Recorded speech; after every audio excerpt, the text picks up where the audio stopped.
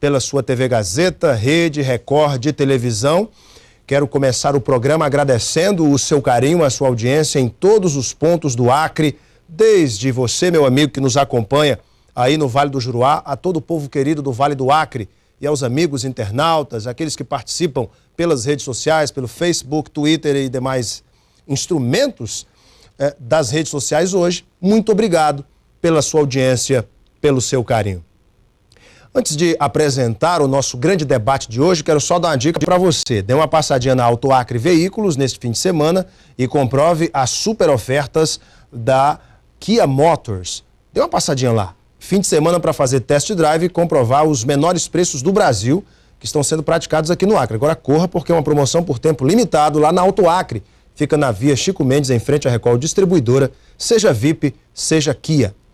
O Gazeta Entrevista de hoje recebe 4 dos jornalistas mais importantes e conceituados do estado do Acre. Eu recebo em nossos estúdios para um debate sobre os 2 temas mais relevantes e que têm suscitado profundos debates e acalorados questionamentos também na sociedade acreana e na imprensa de um modo geral, que são os temas da Operação G7 e a possível demissão dos 11.500 servidores contratados sem concurso público no Estado até 1994.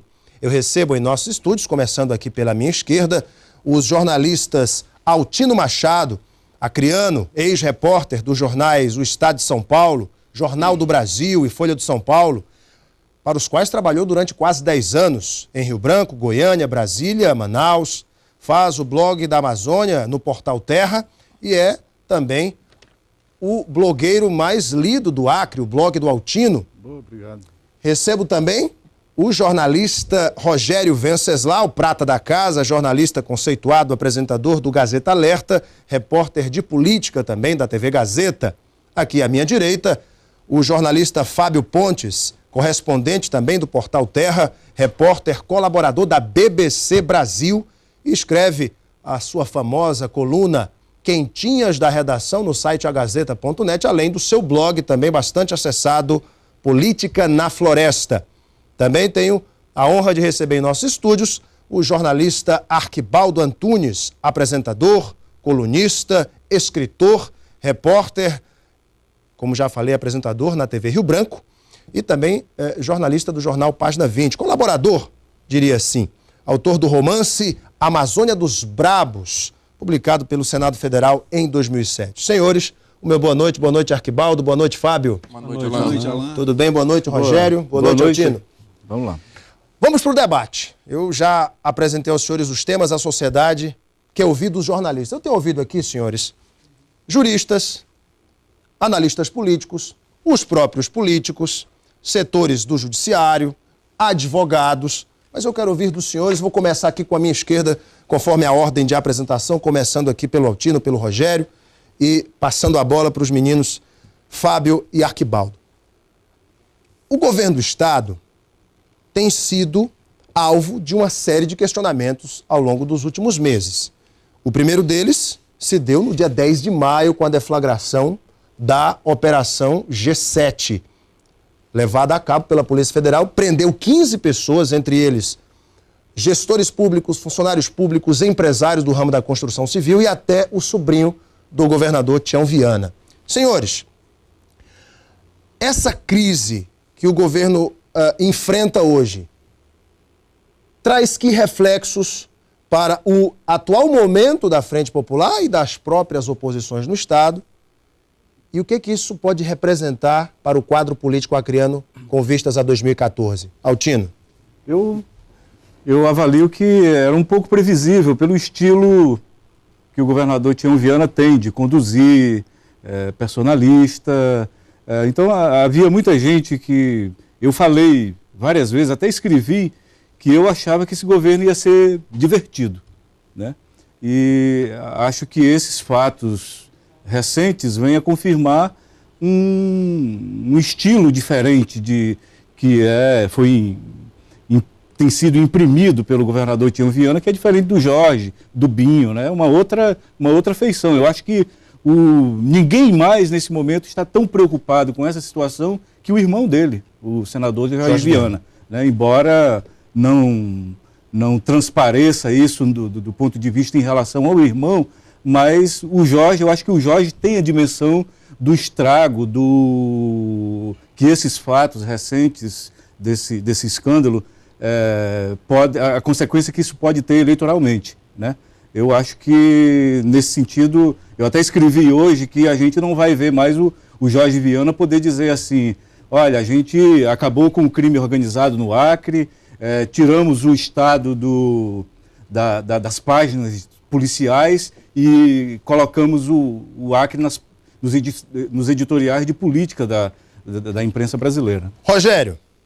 Primeiro quero dar boa noite ao telespectador, boa noite a você, Alain, aos convidados, parabenizar a direção da emissora por essa iniciativa, né, de trazer também um olhar diferente para essa questão de nós que somos jornalistas. Aliás, eu acho que a gente tem que ter muita serenidade ao tratar desse assunto, não só aqui nesse debate, como no dia a dia, fazendo a notícia, porque nós somos o elo entre os fatos e a sociedade. Somos nós que estamos informando a sociedade do que está se passando.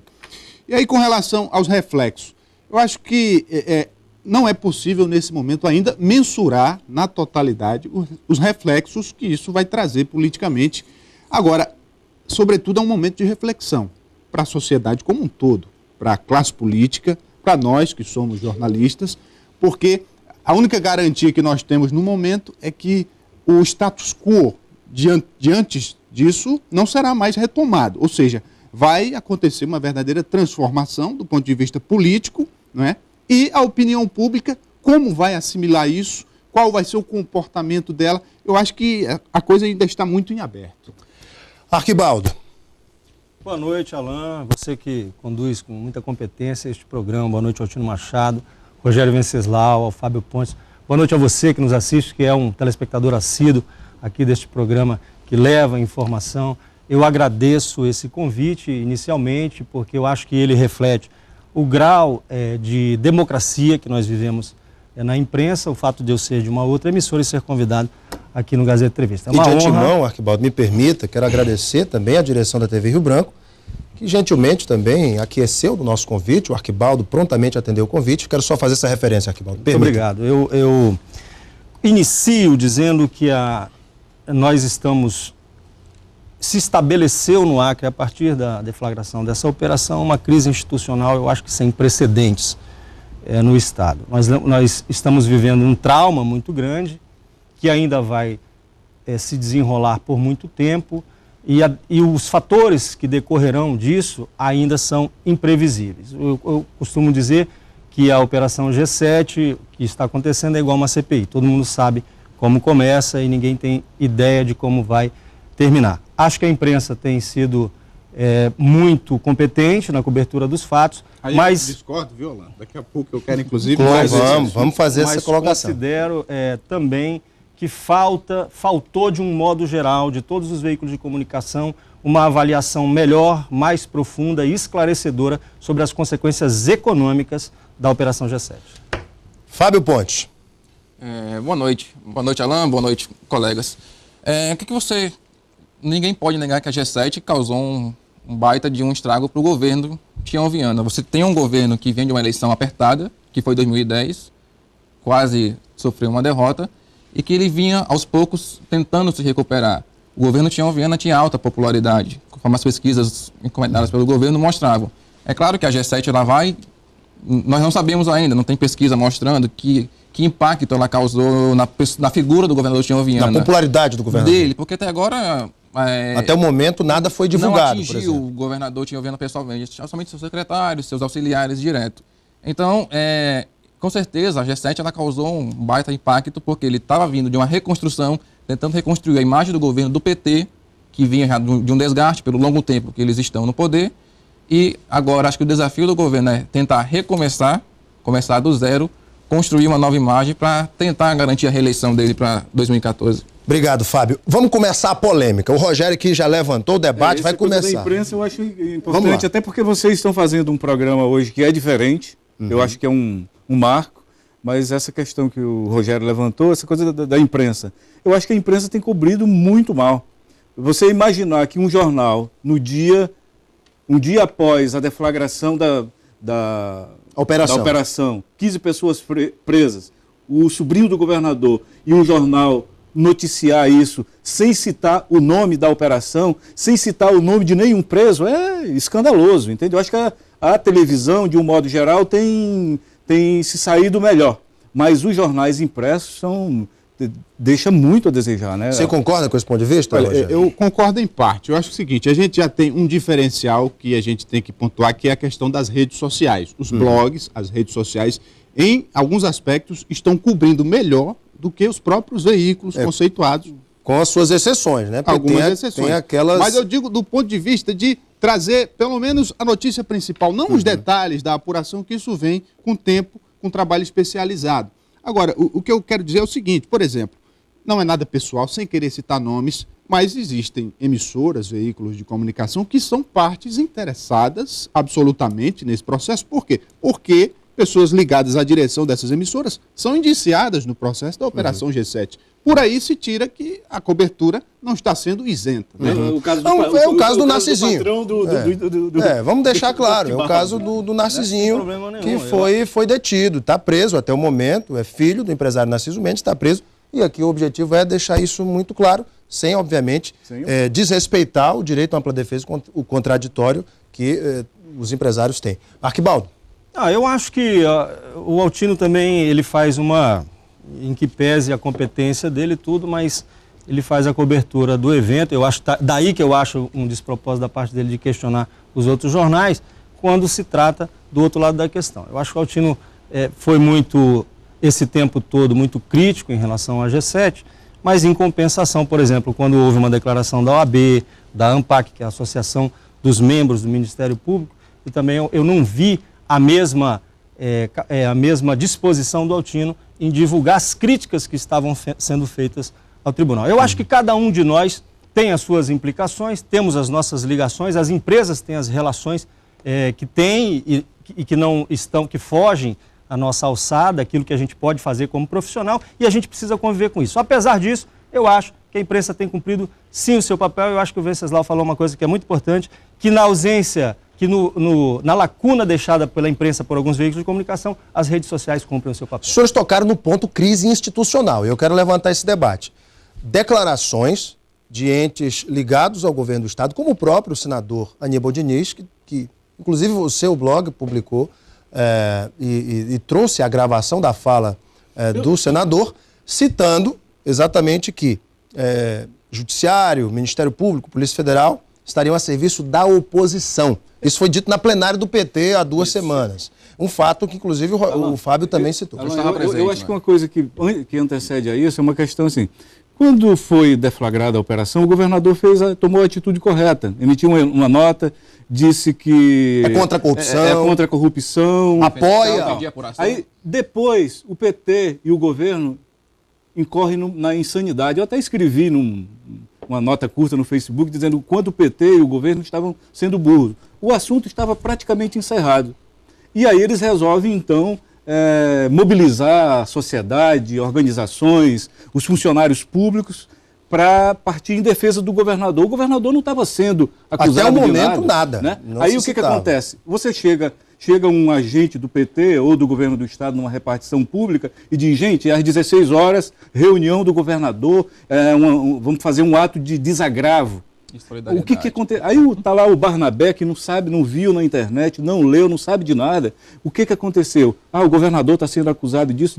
Aí, às 16 horas, todo mundo reunido no auditório, chega o governador, aí começa a falar do papel da Polícia Federal, do papel da Justiça, a reclamar. Aí aquele cidadão, aquele funcionário público, chega em casa e também conta para a família que não sabia de nada. Olha, eu participei da reunião, o governador estava com olheira, estava muito triste, angustiado, o negócio é grave.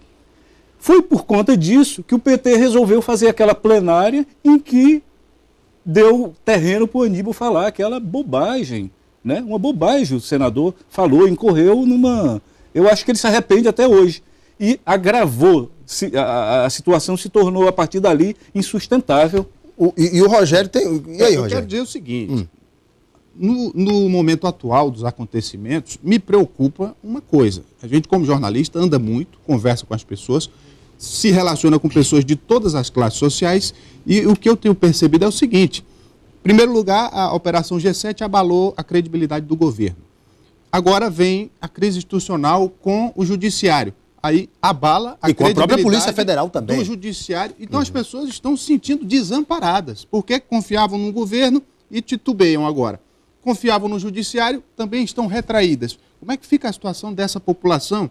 Outra questão: se o governo tivesse afastado os secretários, os envolvidos, afastado na condição de provar a inocência e voltar, como fez a presidente Dilma, né, no ano passado, qual seria o desenrolar dessa crise? O processo teria baixado para a primeira instância. Exatamente. É um tema que eu levantei aqui com gestores públicos. Eu pergunto a vocês agora: o governo errou em não afastar esses gestores públicos acusados? Eu quero começar com o Arquibaldo.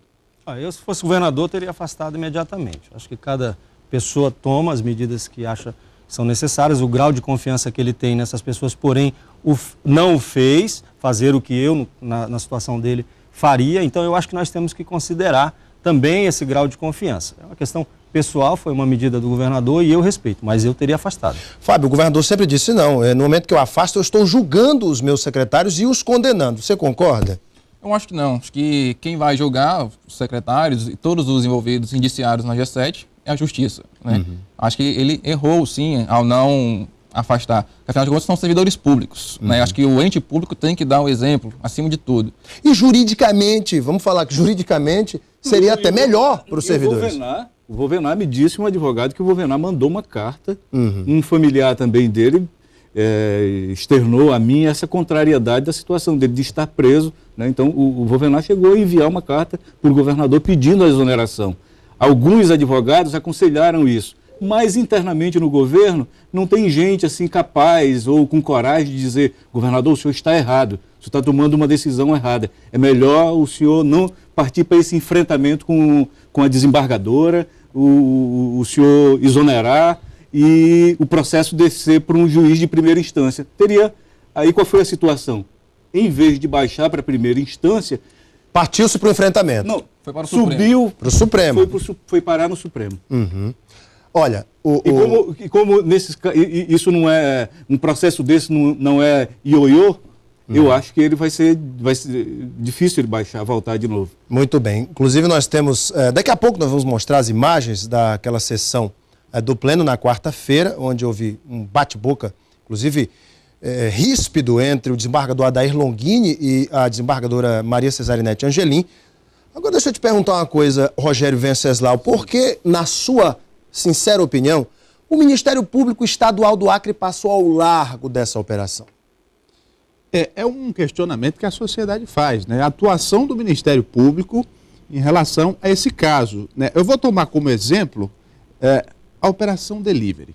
Existem pessoas presas, indiciadas na Operação Delivery, que ainda estão presas fruto da prisão preventiva desde o final de outubro passado. Do ano passado. 6 meses. E o Ministério Público não se manifestou pela soltura dessas pessoas. Entretanto, os presos da Operação G7 estão há menos de 30 dias e o Ministério Público se manifestou a favor da soltura. Então, qual é a lógica, qual é o raciocínio que a gente pode ter para interpretar essa situação tão contraditória, não é? Alan, acho que é uma outra questão do Ministério Público. O Ministério Público do Acre, ele sempre foi muito, não sei se a palavra é omisso, mas deixou muito a desejar nessa área na atuação do patrimônio público e em crimes de improbidade administrativa. Isso é histórico do Ministério Público. E os próprios procuradores reconhecem que o perfil do Ministério Público sempre foi na área criminal, com questão do Esquadrão da Morte, e deixaram essa lacuna da questão da improbidade administrativa. Somente agora que eles estão fortalecendo a promotoria de patrimônio público, estão adquirindo um laboratório de combate ao crime de lavagem de dinheiro. Então, eu acho que muito por causa disso, que o Ministério Público do Acre ficou a largo dessa investigação, que era papel do Ministério Público investigar por ser um crime estadual, né? Inclusive, um programa estadual. Você falou uma coisa aí do episódio, você fez uma referência à sessão. Eu estive lá, gravei o áudio, fiz fotografia. Por exemplo, para mim foi constrangedor, porque eu conheço o procurador Cosmo Souza há muitos anos, sei da competência, da dignidade dele, mas foi dramático ver o Cosmo tentando reposicionar o o Ministério Público dentro daquele debate. Então, ele fez um esforço enorme, mas não conseguia. E como reverberava para a plateia, por exemplo, foi uma sessão tão tumultuada, foi um fla-flu. que a plateia, olha que ponto chegou, a plateia aplaudia, vaiava duas desembargadoras e aplaudia o Ministério Público e o Longini, a família dos réus presos. Entende? Então, acabou se invertendo os papéis naquela sessão. Então vamos dar paradinha para o intervalo, nós vamos fazer os 3 blocos desse debate e nós vamos voltar a tratar deste tema e também vamos mostrar esta sessão polêmica já, logo após o intervalo. Eu espero vocês.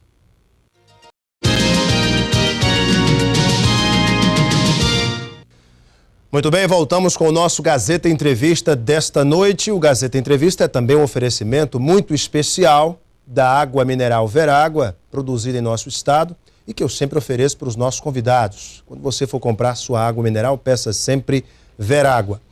Eu estou recebendo hoje em nossos estúdios os jornalistas Altino Machado, Rogério Venceslau, Arquibaldo Antunes e Fábio Pontes. Estamos debatendo os temas que mais têm chamado a atenção da nossa sociedade nos últimos tempos e que suscitam acalorados debates. A Operação G7 e também vamos entrar daqui a pouco na situação dos 11 mil servidores ameaçados de demissão, contratados sem concurso público até 1994. Senhores, falávamos no bloco anterior a respeito da tumultuada sessão do Pleno do Tribunal de Justiça do Acre, ocorrida na última quarta-feira. Vamos ver um trechinho dessa sessão. Vossa Excelência está envergonhando a justiça acriana e a magistratura brasileira. Não tem envergonhamento, não. Senadora, sim, senhora presidenta. Retire-se. Não participo de tribunal de exceção. Eu não me respeite. Tá vendo, né? Senhora presidenta. Tá vendo? CNJ... Conclamo. O CNJ está acompanhando, Conclamo né? o desembarque. Sim, o CNJ está acompanhando. O Conclamo. CNJ está lhe acompanhando. Os corregedores do CNJ diante deste fato, senhores. Estava ao lado, eles ficaram perplexos. Com os olhos estavam ao lado, corredores aqui, os dois, né? Mas eu saí daí com a sensação de que eles não são deuses, né?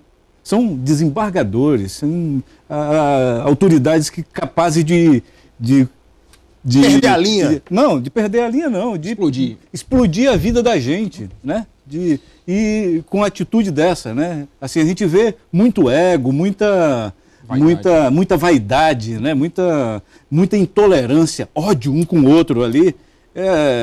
Eu que já conheço um pouco da relação de alguns, não me assombra, mas eu vi muita gente ali presente que ficou perplexo, por exemplo, com essa situação do Dr. Longini levantar, ir lá, apontar o dedo e das revidações que a doutora Cesarinete fazia de pronto a qualquer interferência da doutora Regina ou do Longini, mas a gente que sabe que eles se odeiam, né, atenua a coisa, mas na verdade, assim, eu saí decepcionado e ao mesmo tempo satisfeito de ver que eles são mortais, eles são gente igual a gente, incorrem em barracos de qualquer esquina, que acontece em qualquer esquina. O Fábio Pontes também estava lá, Fábio, e eu queria que você me dissesse qual foi a sua impressão do fato também. Acho que a impressão é que todo mundo ficou espantado, né? Não esperaria um comportamento vindo daquele da mais alta corte acriana, né? Que é o pleno do tribunal. Acho que faz parte do calor do debate dos magistrados do judiciário. É como o Altino falou, nós temos uma certa imagem deles, mas quando a gente vê lá, está lá, nós vemos que eles também são seres humanos, são homens e mulheres que têm sentimentos, que têm suas paixões e têm suas defesas.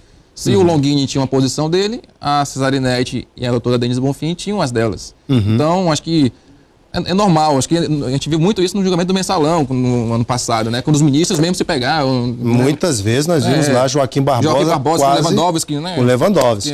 Agora, senhores, para quem em casa não entendeu o motivo desse bate-boca, tudo se concentra na questão do cálculo do número de desembargadores necessários para julgar a causa aqui no Estado.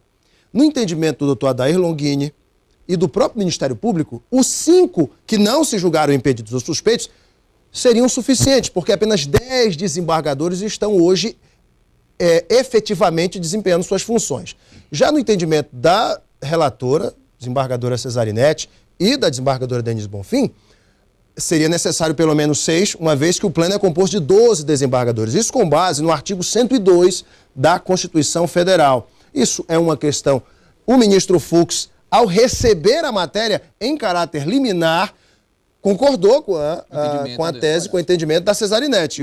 E da Denise Bonfim. Eu quero dizer o seguinte, essa ida do processo para o Supremo Tribunal Federal tem seus critérios jurídicos, né? Uns defendem, outros não. Agora, mais do que tudo, o comportamento dos nossos magistrados, desembargadores, do ponto de vista moral, foi uma demonstração de que esse processo realmente teria que ir para o Supremo. Mas, Alan, a questão, vamos lá. Eu acho que a questão não está restrita à questão do quórum. Vai além disso. O que estava em jogo mesmo, no fundo, era se o tribunal era competente para julgar ou não, o Tribunal do Acre. As duas queriam desaforar esse processo para o Supremo Tribunal Federal. Arquibaldo, você acha que o Tribunal do Acre, ao perder, neste caso, a competência de julgar, acaba se apequenando nessa situação, ou foi uma vitória também particular das duas desembargadoras, Cesarinete e Denise Bonfim? Eu acho que não foi vitória de ninguém. Não foi vitória do tribunal, não está sendo vitória do governo, não está sendo vitória da população acreana. Todos nós estamos estarrecidos. Eu lembro que a nota da OAB se referiu a essa sessão como um teatro de despautério, que ali prevaleceu a egolatria, ou seja, o culto ao ego dos desembargadores. Eu acho que, de fato, demonstrou o desequilíbrio. Eu tinha recebido lá na TV Rio Branco para fazer a entrevista os representantes da ASMAC, a Associação dos Magistrados do Estado do Acre, que é o presidente, o juiz Raimundo Nonato, e o diretor de comunicação social, Jordano Dourado, que deixaram muito claro, na sua solidariedade prestada à desembargadora Denise Bonfim, que a justiça julga tecnicamente. E essas imagens que foram exibidas, elas mostram o contrário, exatamente o contrário. Esse caso está completamente tomado de paixões de ambos os lados. Então é melhor, na sua opinião, Arquibaldo, subir para o Supremo mesmo, para evitar qualquer tipo, depois de comentário. Liberaram os presos, é porque o tribunal tem parte. Você acha que onde chegou nessa situação, né? Aí, eu acho que os ministros vão olhar assim, mas por que tanto interesse? Por que tanta... Eu só queria concluir, por gentileza. Eu acho que o Altino, no começo do programa, falou sobre a declaração assodada também, na minha opinião, comungo com você, do senador Aníbal Diniz, aquela declaração em relação a esse processo todo, mas eu acho que de ambos os lados nós vivemos situações muito nebulosas, quando, por exemplo, um delegado da Polícia Federal que encontra o senador Jorge Viana num voo e conversando com o desembargador Pedro Ranzi, faz um comunicado oficial ao Tribunal de Justiça como se fosse um crime da parte de ambos estarem conversando sobre qualquer assunto, não importa qual seja.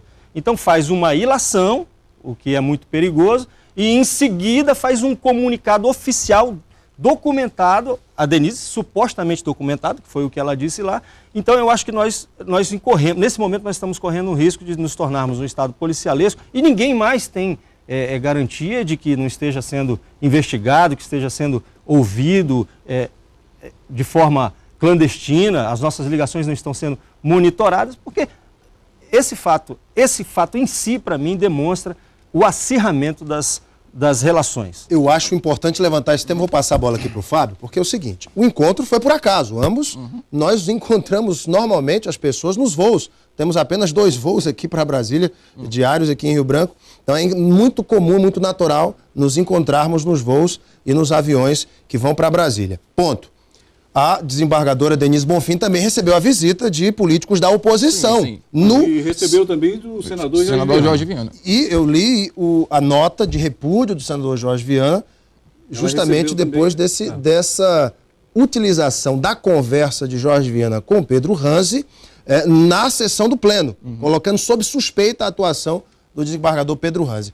E aí, Fábio Pontes, o que você pensa disso? Alan, eu acho que independente de qual fosse o resultado dessa sessão de quarta-feira, o Tribunal do Acre iria ficar impedido de julgar a G7 por conta da liminar do ministro Luiz Fux, impetrada pela PGR, que foi acionada através da procuradora, da desembargadora Denise Bonfim, questionando a competência do Tribunal do Acre de julgar. Então, independente de qual resultado fosse daquela sessão, do pleno, horas mais tarde, o Supremo decidiu, não, o TJ Acre não pode mais julgar esse caso. Vamos ser nós que vamos julgar agora. Então, eu acho que não precisa ficar, acho que seria desnecessário ficar debatendo, como é que foi a sessão, foi certo, foi errado, porque o ministro Luiz Fux decidiu. Já decidiria normalmente. Com relação ao STF, eu quero fazer aqui uma colocação para a gente tentar enxergar alguma coisa que talvez esteja por trás de tudo isso. Você vê, o presidente do STF, ministro Joaquim Barbosa, é também presidente do CNJ, né?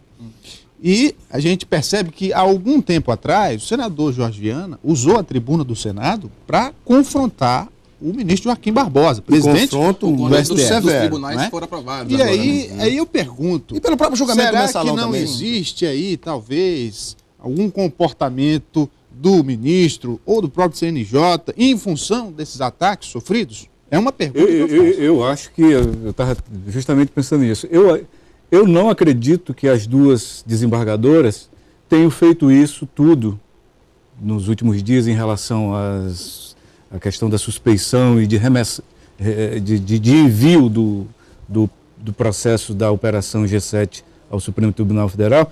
Eu não acredito que elas tenham feito isso sem orientação deles, dos juízes que vieram aqui fazer correição. Do CNJ. Claro que elas foram orientadas, isso é evidente. Houve houve agilidade do Supremo Tribunal Federal, do ministro, em articular o Conselho Nacional de Justiça e enviar imediatamente 2 juízes para fazer a correição do Tribunal de Justiça. E você acha que a desembargadora, ao conversar com eles, não trataram do que poderia acontecer naquela sessão, o que elas poderiam fazer, e se chegasse aquele empate, o que ela devia fazer? Suspender a sessão ou submeter a votação dos demais sobre o que devia ser feito, convocar juízes auxiliares ou não? Já que se levantou essa polêmica sobre uma eventual, uma eventual postura do CNJ, do próprio Supremo, em virtude dos ataques sofridos pelo seu presidente, ministro Joaquim Barbosa, ataques proferidos pelo senador Jorge Viana, aí eu levanto outro questionamento que muitos analistas políticos à boca pequena fazem. Esse questionamento é o seguinte: até o momento, a bancada federal, os deputados Taumaturgo Lima, Perpétuo Almeida, Henrique Afonso e somente agora Cibá Machado, depois que eu dei uma cutucada nele aqui no programa, começaram a se pronunciar favoravelmente ao governo do Estado na questão da Operação G7. Mas em nenhum momento nós vimos a bancada do PT no Congresso fazendo qualquer menção disso, porque é um ataque proferido, é uma situação complicada que o governo mais longevo do PT no Brasil vem sofrendo. Bem, Alan, mas às vezes é melhor ficar calado. Melhor se calar. Às vezes é melhor calar. Você viu o que o deputado Cibá Machado fez? Fez uma representação, usando aí uma expressão que o Arquibaldo usou muito bem, que vai contribuir para sodar ainda mais esse tumultuado processo. A representação contra a desembargadora Denise. Uma representação contra a desembargadora no CNJ. E nessa representação, ele incorre num erro fatal.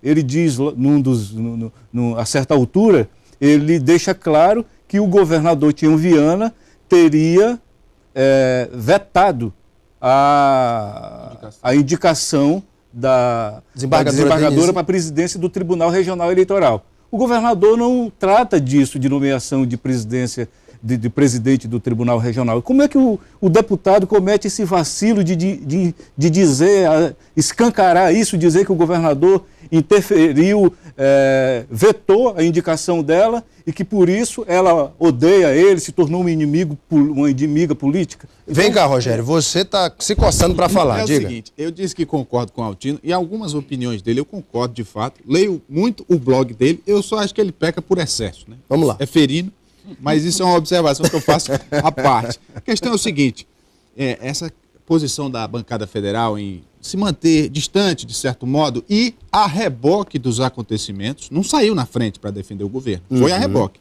Eu puxo também para a Assembleia Legislativa em alguns aspectos, porque eu cubro a Assembleia todo dia, eu vejo, conheço o trâmite. Os deputados do PCdoB, por exemplo, só o Moisés Diniz, e olha, ele tem feito a defesa principalmente muito tímida, né? E falando mais dos 11 mil servidores. E na Assembleia, a questão é, a oposição é minoria e a bancada governista, de certo modo, fica refém da oposição. Então, existe uma certa deficiência dos governistas em fazer a defesa do governo. Dão um palanque político para a oposição diariamente. Mordem a isca com muita frequência. E eu acho que falta um pouco de articulação da bancada governista na Assembleia para evitar esse desgaste. Essa questão você devia puxar também nesse debate aqui, nessa conversa, essa questão do presídio, né? Sim, vamos falar do presídio, do tatu que você colocou lá. Não, vamos falar disso.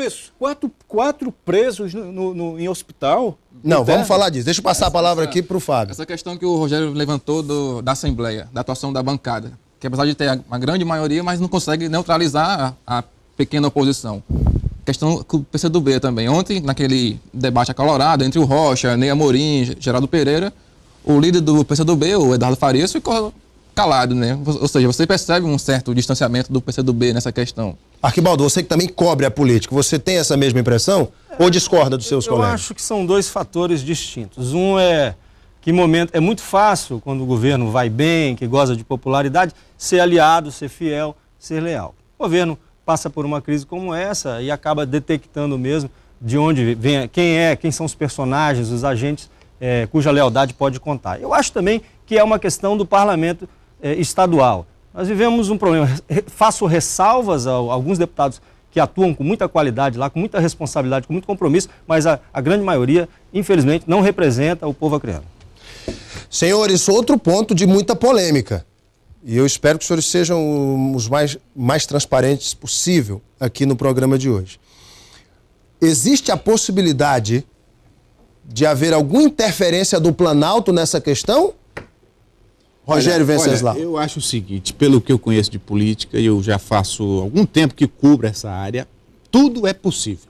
Tudo é possível. Porque a presidenta Dilma não é desinformada sobre o que acontece e principalmente quando se trata de um governo do PT, o mais longevo da história no Brasil.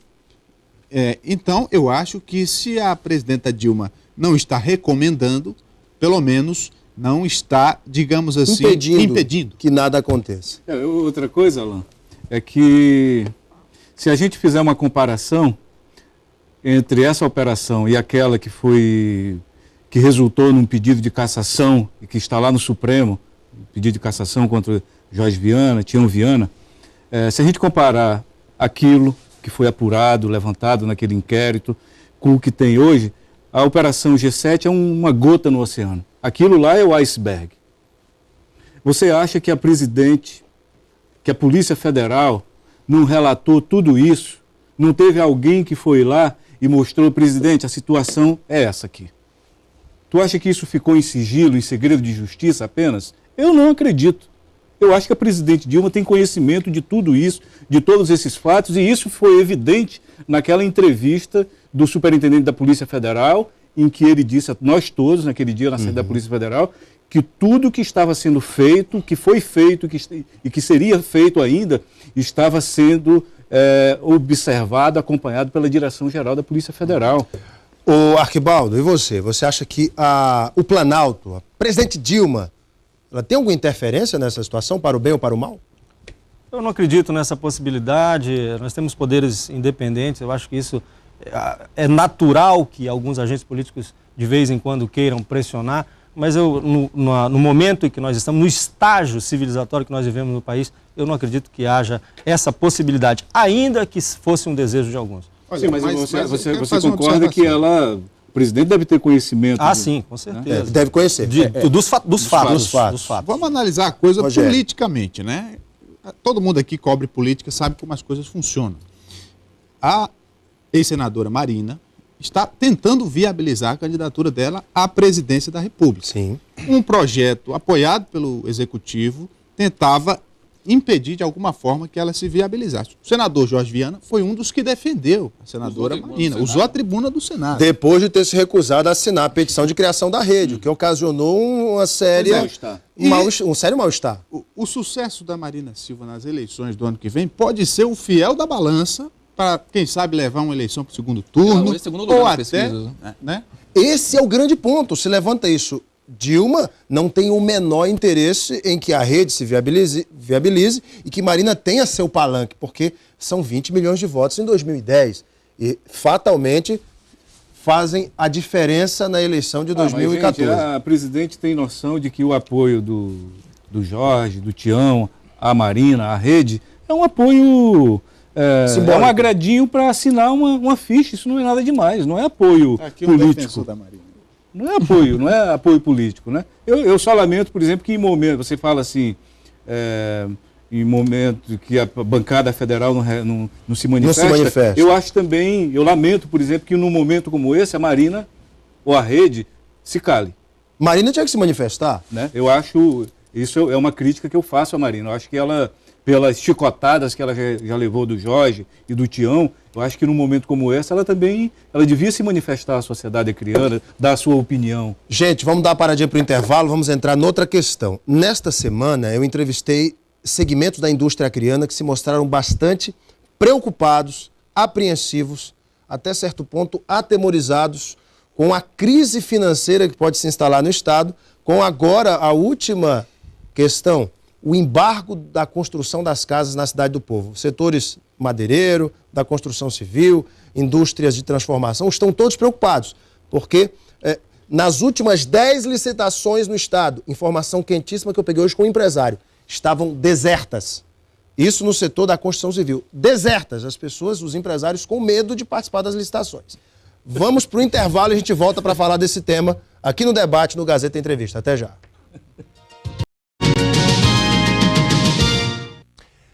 Muito bem, voltamos com o nosso Gazeta Entrevista desta noite. Eu estou conversando com os jornalistas. Agora começar aqui pela minha direita. Arquibaldo Antunes, Fábio Pontes, Rogério Venceslau e Altino Machado. Um debate sobre Operação G7, sobre o judiciário, a crise institucional. Vamos falar também agora sobre a crise financeira, minha gente.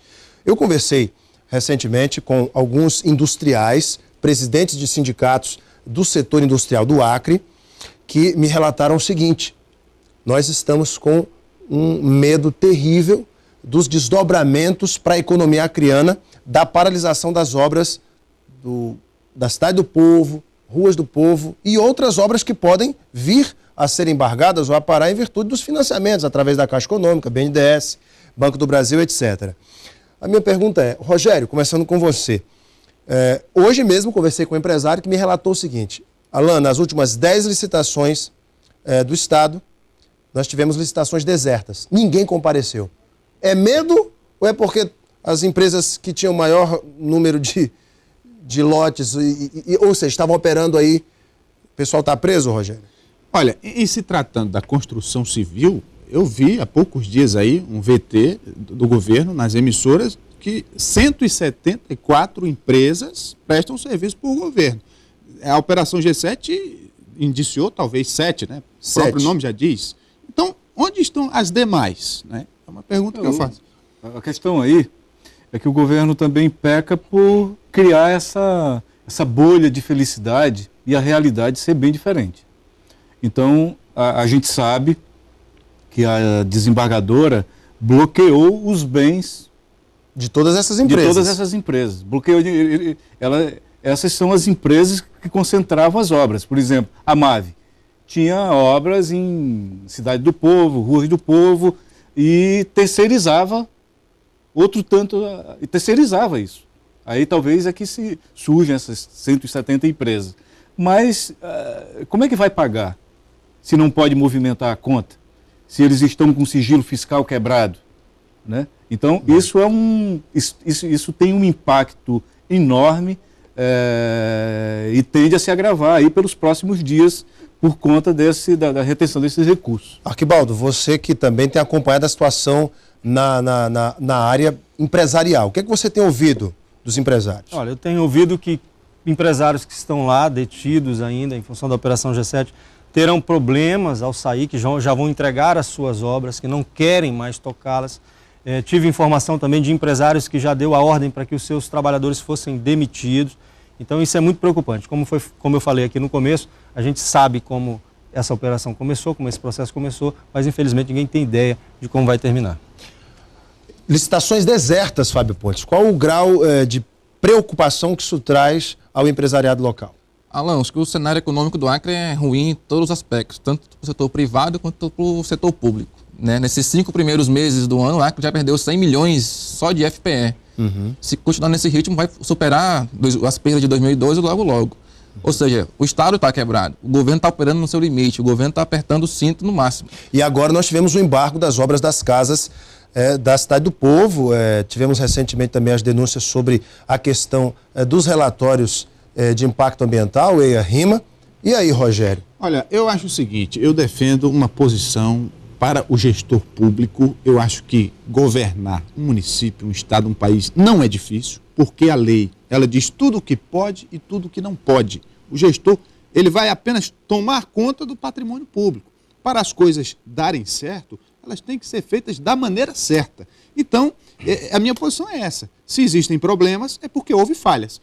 Deslizes acontecem, todo mundo está sujeito. Agora, o erro, a permanência no erro, que não é o caso, ninguém foi julgado ainda, mas, sabe, é preciso se fazer essa interpretação das coisas. Eu discordo do Rogério Venceslau, porque eu acho que na atual circunstâncias em que nós vivemos dessa fiscalização tão intensa de vários órgãos, como o Tribunal de Contas, Tribunal de Contas da União, do Estado, Polícia Federal, Receita Federal, Ministério Público, enfim, fica cada vez mais difícil, sim, para os administradores, eles conseguirem, pelo menos, cumprir as suas obrigações. E, a despeito de toda essa fiscalização, as responsabilidades para cada um deles aumentaram, e não aumentam, na mesma proporção, os repasses que são necessários para tocar essas obras. Então, eu discordo, Rogério, de você. Eu acho que, inclusive, foi um questionamento que eu fiz aos magistrados que foram à TV Rio Branco. Eu disse, não está havendo-se, porque, segundo alguns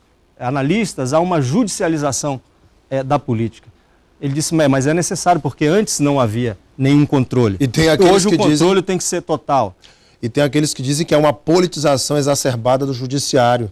Eu já ouvi esse detalhe, esse debate. Eu acho que as duas coisas são verdadeiras. Eu acho também, outra coisa é o seguinte, é essa questão das empresas, dinheiro para campanha. Eu acho também que o gestor público ele pode contribuir para não permitir que se forme esse tipo de cartelização. Você vê, todo mundo ouviu, está lá na conversa, no áudio da Polícia Federal, gravado pela Polícia Federal, um empresário dizendo, olha, desse G7 tem que passar, ser G7 não, tem que ser G8, G9, a gente tem que entrar também. Está na gravação claramente isso. Havia um grupo fechado que recebia essas obras e que distribuía, terceirizava. Então, eu acho que o governo, os gestores públicos, têm que estar atento a isso. Mas também eles já passam a depender de dinheiro. Mas aí entra a questão. Para campanha. Mas aí entra a questão. Será que o governo participava disso, como o inquérito quer fazer parecer? Ou isso eram os próprios empresários? Eu ouvi, por exemplo, setores dizendo, não, nós mesmos trabalhamos em grupo para buscarmos manter os empregos no Acre, para que as empresas acreanas vençam as licitações contra as grandes empresas de fora. O que você pensa disso, Arquibaldo? Eu penso que passou despercebido para alguns, inclusive num diálogo, uma interceptação telefônica que foi reproduzida no blog do Altino, entre um empresário e uma outra pessoa que tinha um cargo no governo, que havia primeiro um anseio por parte dos dois de estabelecer um lucro mínimo que é legítimo para qualquer empresário, de qualquer ramo. O sujeito não pode ser empresário por filantropia, ele é porque quer ganhar dinheiro, e para estabelecer um lucro mínimo no serviço que estava sendo prestado. E se esbarravam numa extrema, eles diziam, a muralha da secretária Sueli Melo da Saúde. Então eu acho que a imprensa também ali naquele momento, o próprio Altino Machado, vou fazer a crítica a ele que reproduziu esse diálogo, não teve ali, não sei se foi a sensibilidade ou a disposição de ressaltar que nas entrelinhas ficou muito claro que qualquer pessoa que queira prestar serviço para o Estado hoje vai esbarrar sim na condução moral correta do serviço público em alguns setores. Rogério quer falar. Mas eu também vi diálogos de empresários planejando, por exemplo, construir casas na Cidade do Povo de tamanho menor do que o que estava no projeto. Ou dizendo que ia... E ainda especulando se isso iria ser aprovado. Laudar não sei quantos mil e lançar no sistema não sei quantos milhões. Pagar, né? Então... É por isso que é preciso separar o joio do trigo. Tem que ter, eu acho que cada caso tem que ser avaliado com muito cuidado. E, na minha opinião, colocaram num pacote só todos esses que estão presos lá, pessoas que que todos conhecem, pessoas que estão aqui trabalhando pelo desenvolvimento do Estado há muitos anos, gerando emprego, que são importantes para a economia, e eu acho muito preocupante que todos sejam colocados e que haja, principalmente, nós da imprensa, nós temos que ter uma responsabilidade muito grande com isso, haja vista os grandes exemplos que nós temos, Escola Base de São Paulo, Alceni Guerra, Ibsen Pinheiro. Não, outro dia uma pessoa foi linchada, o Gazeta Alerta mostrou, o sujeito foi linchado, quase morre de apanhar. Na semana seguinte, foi declarado inocente, quer dizer... É que situações ocorrem. Agora, senhores... E os 11 mil? 11 mil servidores. É uma questão também altamente polêmica. Temos ouvido aqui, através das redes sociais, os mais diversos pontos de vista e apontamentos. Há pessoas que dizem, olha, o Estado faz bem em buscar todos os meios jurídicos para manter esses 11 mil pais de família. Outros dizem, não. Já que isso é ilegal, vamos defender a Constituição e vamos abrir concurso público para que todo mundo, essa gama de jovens que está aí no mercado de trabalho, tenha a oportunidade de fazer concurso público e se acabe com essa ilegalidade. Eu vou passar a bola para vocês. O que é que os senhores entendem o governo, ao empurrar com a barriga, desde o governo Orley para cá, ao empurrar com a barriga essa situação, vem acertando ou vem errando? Começando com você, Fábio Pontes. Olha, eu acho o seguinte, que o desafio do governo não é pequeno, tanto no campo jurídico quanto no político no Congresso. Porque no Congresso a solução seria a PEC 54. Mas a gente sabe que para essa PEC entrar na votação... Ela tem que ser modificada. Tem que ter o apoio do governo, tem que ter o apoio do Planalto. Exatamente, a PEC tem que ser modificada, porque hoje ela é um monstrengo. Não vai fazer isso para atender o pobrezinho do Acre. Então, eu acho o seguinte, que enquanto os petistas estão muito preocupados em tentar desvirtuar a G7, acho que eles poderiam agora estar mobilizando o Congresso, mobilizando o Planalto para tentar colocar essa PEC na pauta de votação da Câmara e do Senado. E você, Arquibaldo, o que você pensa disso? A PEC 54 é a saída? Eu acho que ficar olhando pelo retrovisor nesse caso não vai resolver, ficar apontando quem são os responsáveis não é o caso. Eu acho que é manter mesmo a esperança. A Procuradoria-Geral do Estado está trabalhando para a manutenção desses empregos. Faltam 2 ministros para votar, que seria o Marco Aurélio Mello e Carmen Lúcia, e tem mais o que entrou agora, o Barroso. E desses 3 votos, supondo-se que o Barroso também votaria, pelo menos um já garantiria o emprego dessas pessoas. É todos nós acreditarmos e orarmos para que isso dê certo. Arquibaldo, Rogério Venceslau. Eu acho o seguinte, desde 1988 que a Constituição prevê o concurso público como meio de entrada do servidor. O bom gestor público, na minha opinião, ele não resolve problema, ele evita, que é muito mais fácil. E aí, de 88 para cá, existem servidores nessa condição e que poderiam não ter entrado nessas condições, né, pela porta dos fundos, eu diria. Fala-se que desses 11 mil, pelo menos 5 mil entraram depois de 88. Pois é, agora, só pontuando o que o Fábio falou, eu acho que, discordando dele, inclusive, a bancada do Acre está unida nessa causa, um pouco tarde, né? Mas está unida a bancada federal, situação, oposição, deputados estaduais. E aí existe essa discussão sobre a PEC 54. O líder da Câmara, o líder do Senado, o líder do governo, inclusive, disse que vai trabalhar para colocar ela na ordem do dia.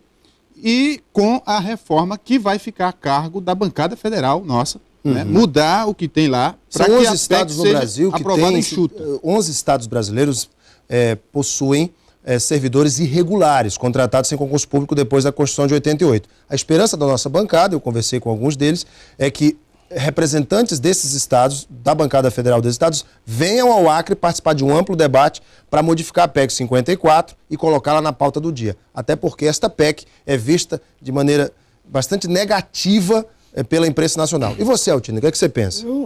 Eu não quero fazer prognóstico, assim, até porque eu não tenho motivação. Acho que essas pessoas que entraram da forma que entraram injustamente. Acho que elas sempre serviram de massa de manobra para políticos aí da pior espécie nesses anos todos. Foram pessoas que foram lá e chegaram, bateram a porta, pegaram um bilhetinho e foram ao secretário de administração e foram admitidos. Então, eu não sou capaz de torcer para que eles permaneçam. Para mim é indiferente que eles permaneçam. Agora, eu acho que o governo tem que criar mecanismo, concurso público. Tem milhares de jovens bem formados, com instrução suficiente para participar de concurso público e, no entanto, esses cargos, essas funções aí estão sendo ocupadas por gente que só é admitida porque é do partido, ocupa cargo como missionário, função gratificada, grupos de trabalho, essa invenção que se faz para alimentar a máquina partidária e ganhar a eleição. Então, eu acho que o foco devia ser esse. Entende? Tem concurso público realizado, gente que está esperando aí há quanto tempo. Eu discordo do Altino, eu acho que é uma situação muito delicada, são milhares de pessoas envolvidas, as consequências econômicas, sociais, psicológicas para essas pessoas são muito graves. Eu acho que não se deve penalizar quem entrou, quem precisava de um emprego e achou a oportunidade de tê-lo, mesmo de forma ilegal, E eu acho que quem deveria ser penalizado foi quem colocou no serviço público e não foi penalizado, então é que essas pessoas permaneçam. Eu estou dizendo, rapaz, teria que penalizar então, ó, desde o governo Flaviano, Nabor, Orley, Edmundo. O que eu quero dizer é que eu não vou para a rua para defender esses funcionários, entende? Porque era muito fácil. Eu conheço, tem gente na minha família, uma prima em 2º grau, que entrou ela e 3 filhos. Ela foi lá, conseguiu o emprego e depois foi lá também e conseguiu para 3 filhos. Eu acho injusto isso.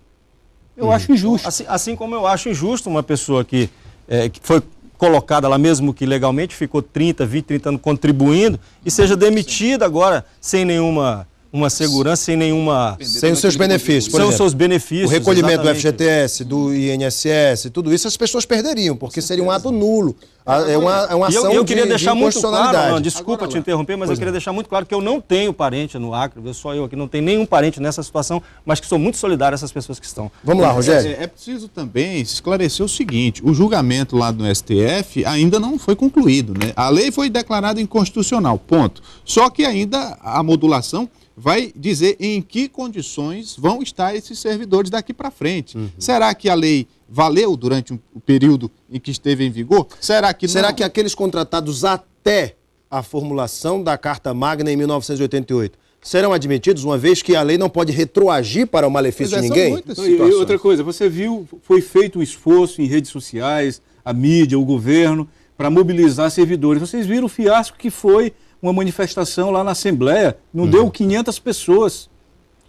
Quando os sindicatos convocaram os servidores públicos para defender, para protestar contra a decisão do STF. Então, são coisas muito... Mas nunca foi o forte do brasileiro a questão da mobilização.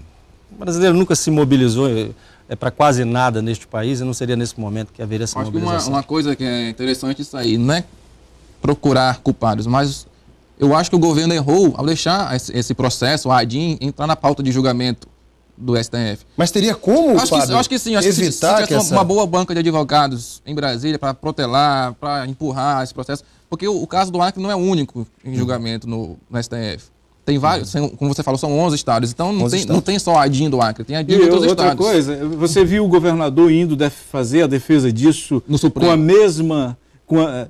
a defesa desses 11 mil servidores com a mesma firmeza, com a mesma dedicação com que ele está fazendo em relação aos réus presos da G7, também uma coisa a se mensurar. Agora vamos lá, já que voltou-se a esse assunto, já que o debate sobre os 11 mil servidores é um debate que nós não podemos fazer nenhum prognóstico, está na fase de modulação, é uma fase ainda que necessita do voto dos ministros, talvez do ministro que acaba de ser nomeado, ministro Barroso, constitucionalista, extremamente respeitado.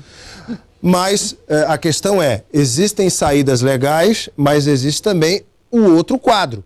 Pode ser que o Supremo decida por considerar realmente que é preciso concurso público e dar um prazo de 12 meses para o Estado realizar concurso público e demitir os servidores. Isso pode acontecer. Essa é a decisão do Toffoli. Agora, já que o Altino voltou a falar sobre a prisão dos empresários, existe uma questão jurídica. Eu conversei com alguns advogados e eles me dizem o seguinte: Alain, a prisão preventiva é pedida no momento em que um determinado ente, por ocupar um cargo específico, pode, de alguma maneira, interferir no andamento do inquérito.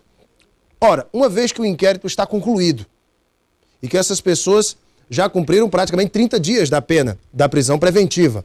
Ora, já não seria o momento de soltá-las, já que a prisão é preventiva? Esse é um questionamento levantado por alguns advogados. Vamos começar com o Fábio Pontes. Juridicamente, você que também gosta de estudar direito, você acha que há uma queda de braço entre as desembargadoras e o governo para protelar essa soltura? É uma disputa agora no âmbito pessoal? É difícil entrar nesse mérito, mas eu avalio que as prisões, nesse momento, já não são necessárias. O inquérito está concluído, já está com o Supremo. Eu acho que os presos, os acusados, não representam mais perigo para o andamento das provas, o escolhimento das provas, das testemunhas.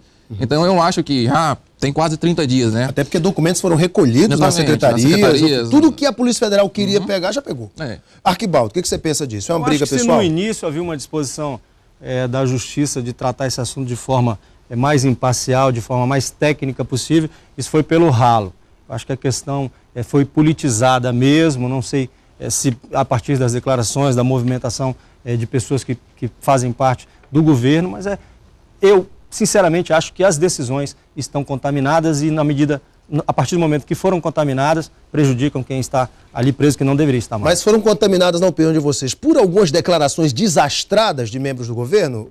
Olha, eu acho, Alex, Rogério, concordando com o Fábio, com o Arquibaldo, do ponto de vista jurídico, eu acho que não se justifica mais mantê-los presos. Agora, tudo isso que está acontecendo é reflexo de circunstâncias que o Acre vive há décadas. Ou seja, um judiciário que tem lá seus interesses, é um Ministério Público que também tem suas ligações com o governo, né? Então, em função de toda uma situação que o Acre vem vivendo há décadas, nós estamos chegando aí num momento de expurgo de diversos fatores que precisam ser passados a limpo e que chegou a hora. Gente, vamos finalizar aqui. Eu quero agradecer a participação dos jornalistas Altino Machado, Rogério Venceslau, Arquibaldo Antunes, Fábio Pontes, que abrilhantaram esse debate. Obrigado. E nosso tempo está estourado. Queria dar mais um minutinho para que vocês me dissessem o seguinte: o que vocês têm realmente ouvido da sociedade acreana, o clamor das ruas? Começando pelo Altino. O clamor das ruas é que a imprensa desempenhe melhor o seu papel. Acho que você está dando uma contribuição. Parabenizo o Roberto Moura. Acho que você devia usar mais esse programa para debates dessa natureza, em vez de ficar ouvindo quem é contra e a favor, promover mais debates assim como esse. Eu acho que você está dando uma contribuição. Parabéns a você, ao Moura. Eu ouço muito na rua, nas mensagens que eu recebo, uma crítica muito grande da sociedade ao papel, à omissão da imprensa. Entende? A omissão da imprensa no Acre, ao cerceamento, ao controle exacerbado. Acho que vocês hoje deram um salto e, como o governador não pôde vir a esse programa, ou não quis vir hoje, a gente foi chamado aqui às pressas e cá estamos. Entregou o ouro aqui, Altino. Obrigado, Altino. Mas aconteceu, o governador foi convidado, por motivo de força maior, nos telefonou, meio em cima da hora, é verdade.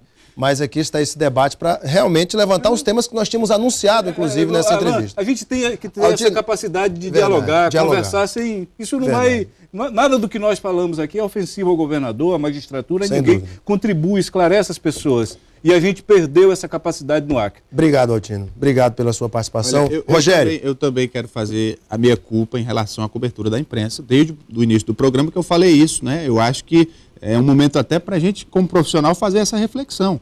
Né? Porque nós temos as redes sociais que vêm atender uma demanda reprimida da sociedade. Tem aqui uma prova disso, que é o Altino, que com um blog sozinho pauta a opinião pública do Acre. Então, nisso aí, a gente tem que reconhecer. E as emissoras, os veículos, têm que fazer essa reflexão. E a sociedade como um todo, saber que situações da política que refletem no dia a dia do cidadão acontecem e que nós temos que estar preparados para esses desafios. Eu acho que, sobretudo, é o momento da sociedade repensar o modelo que está aí e, acima de tudo, crescer, né, como sociedade e como democracia. Fábio Pontes. Alan, eu quero usar aqui uma expressão que o deputado Astério Moreira, o líder do governo na Assembleia, usou, que independente do que vier a dar a G7, o Acre vai sair melhor dessa operação. Acho que nós acordamos, aprendemos a cobrar nossas instituições, a sermos mais críticos, a como eleitores e cidadãos, sermos mais fiscais do governo, do poder público. Eu acho que essa é a lição que nós temos daqui para frente. Muito obrigado, Fábio. Arquibaldo. Alan, você está de parabéns, muitíssimo obrigado. Foi uma honra ter debatido aqui com o Tino Machado, Rogério Venceslau, Fábio Pontes. Você, parabéns ao Moura, parabéns à TV Gazeta, principalmente pelo fato, como eu ressaltei no início, de ser de uma outra TV. Faço uma ressalva, não tive a oportunidade de redarguir no primeiro bloco, mas faço a ressalva de que a cobertura da TV a qual eu pertenço, a TV Rio Branco, não foi prejudicada pelo envolvimento de algumas pessoas que fazem parte lá do Complexo de Comunicação, mas é o contrário, o fato desse movimento até nos prejudicou, porque algumas pessoas que poderiam ir lá e que nós chamamos para falar para essa operação, que não era o ponto de vista do governo, acabaram não indo. De resto, meu muito obrigado pela sua audiência, continuo assistindo o Alan, que é aqui que conduz este programa com muita competência. Obrigado, Arquibaldo, meu amigo, minha amiga, para você de casa que nos acompanhou, muito obrigado pela sua audiência, pelo seu carinho, um beijo imenso a todos, fiquem com Deus no coração e tenham todos um ótimo final de semana.